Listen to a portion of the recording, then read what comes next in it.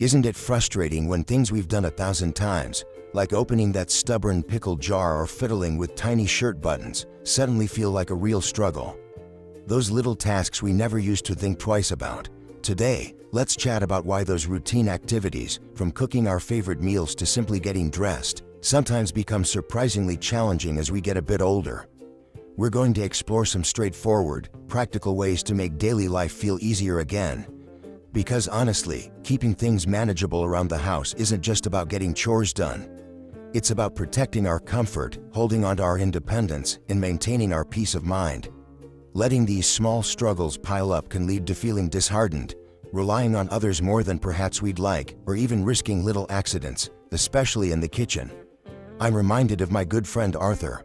He always loved making his famous shepherd's pie, but as his arthritis flared up, all the peeling and chopping, plus lifting that heavy dish in and out of the oven, just became too much.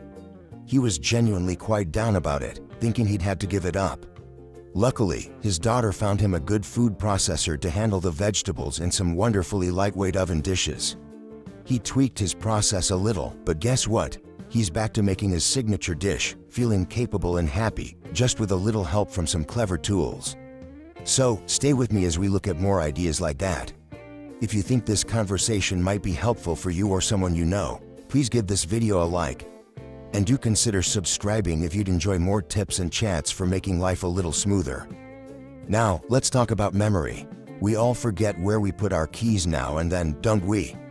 But I mean something a bit more persistent, like regularly missing appointments, perhaps forgetting if you've taken your pills today, or even feeling a bit lost in a place you know well. That kind of forgetfulness can be worrying, and frankly, it can cause problems. Missing medication isn't trivial, it can really affect your health. And forgetting bills, well, that just adds unnecessary stress, doesn't it? Getting turned around, even for a moment, can be quite scary too. Take Eleanor, who lives down the lane from me. She absolutely adores her weekly bridge game, wouldn't miss it for the world. But she started missing it, not because she didn't want to go, bless her, but she was genuinely losing track of which day it was. Her son got her one of those large, easy-to-read digital clocks that shows the day and date very clearly, put it right in her living room. He also helped her set a reminder on her phone for the morning of the game. Such simple things, but honestly, she hasn't missed a game since. She feels much more on top of things now. So, if you find things are slipping your mind more often, don't just worry. Embrace those little helpers. Get a big calendar for the kitchen wall. Use pill organizers, they are a lifesaver. Ask a grandchild to show you how to set reminders on your phone. They usually love helping with that sort of thing. Keep important phone numbers right by the telephone, just in case. Sticking to a routine helps enormously too, makes things almost automatic. And please, if you are genuinely concerned about your memory, have a word with your doctor. It's always best to check there isn't something else going on. Let's talk about feeling a bit wobbly sometimes. My old walking buddy, Frank, bless him, is a prime example. He's a lovely chap, always keen for a stroll, but last autumn he nearly went for a tumble on a wet bit of pavement. Didn't fall, thankfully, but it gave him a real fright. After that, he started making excuses not to come out with me. Oh, my knee's playing up, or think I'll just watch the telly today. It wasn't like him. We eventually had a proper chat, and he admitted he was terrified of falling properly and ending up laid up, losing his independence. It's a very common worry, isn't it? And it's understandable. As we get older, our balance can change. It's often down to muscles getting a bit weaker, maybe some changes in our inner ear which helps with balance, or even our eyesight not being quite as sharp. You might notice yourself holding onto furniture more, or finding it harder to get up from a chair.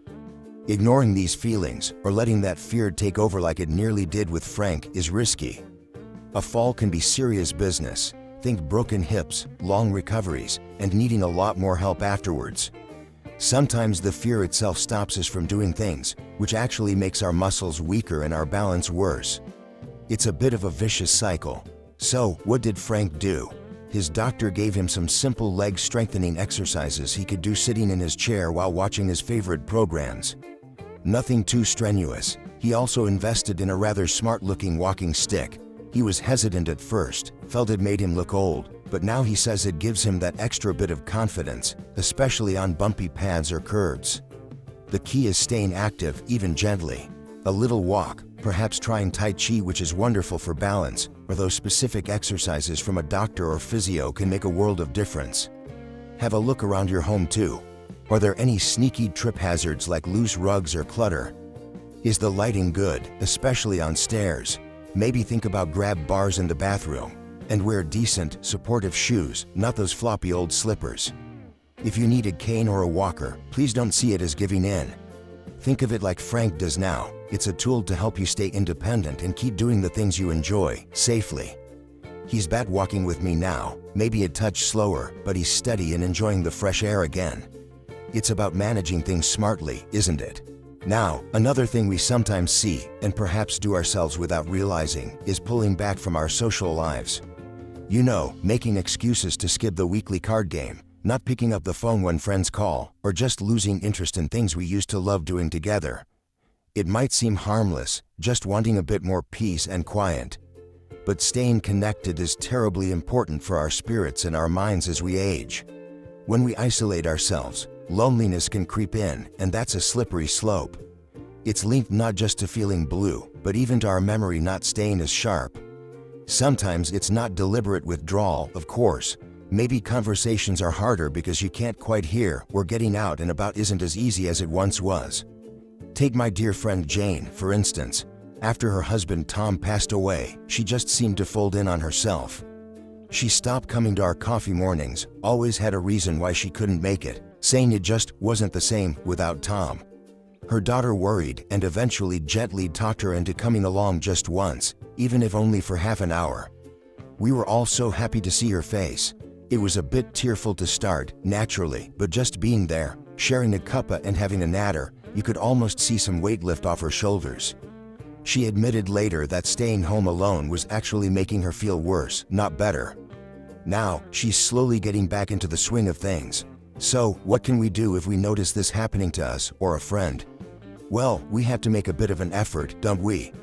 Even a quick phone call or arranging a short visit can make a world of difference. Have a look at what's on offer locally. Senior centers or clubs often have all sorts of activities, not just bingo.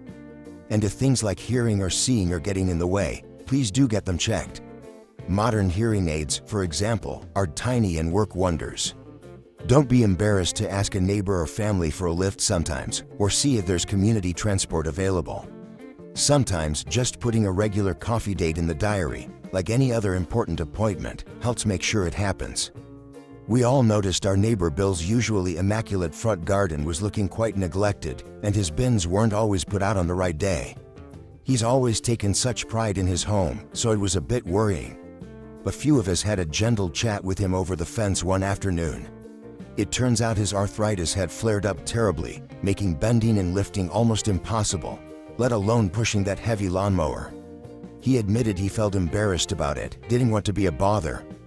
You see, letting things slide around the home, or even with personal care like skipping baths or not getting dressed properly, often happens when physical limitations creep in.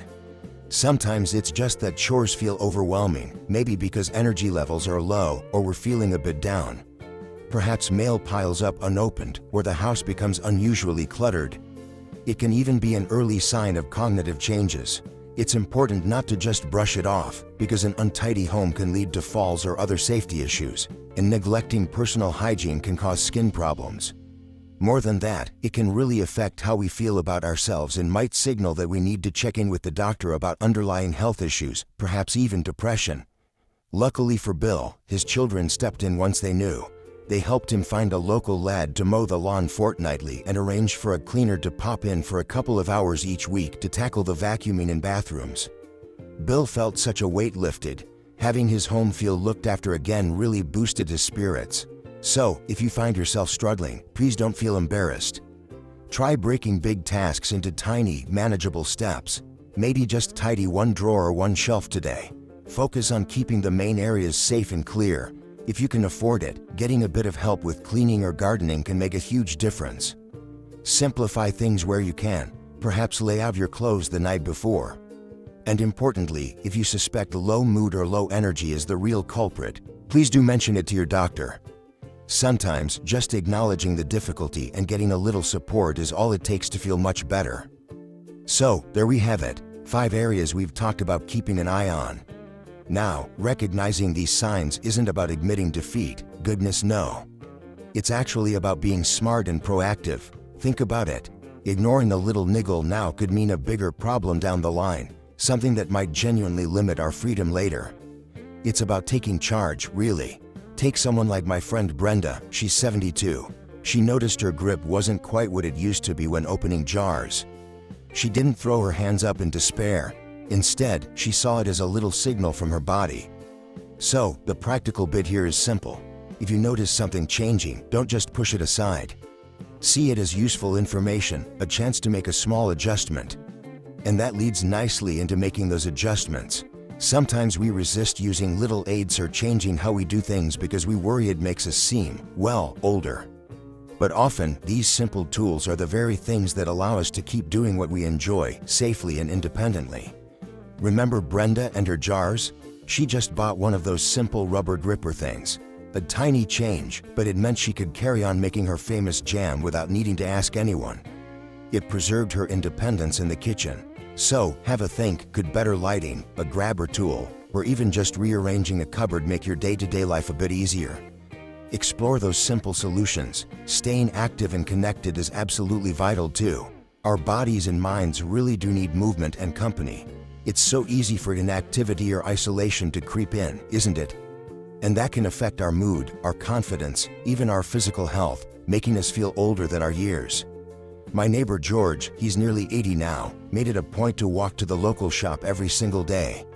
He always said it wasn't just for the exercise, but for the quick chats along the way. Especially after his wife passed, that small routine kept him engaged with the world. Find a movement you enjoy, even gentle chair exercises count.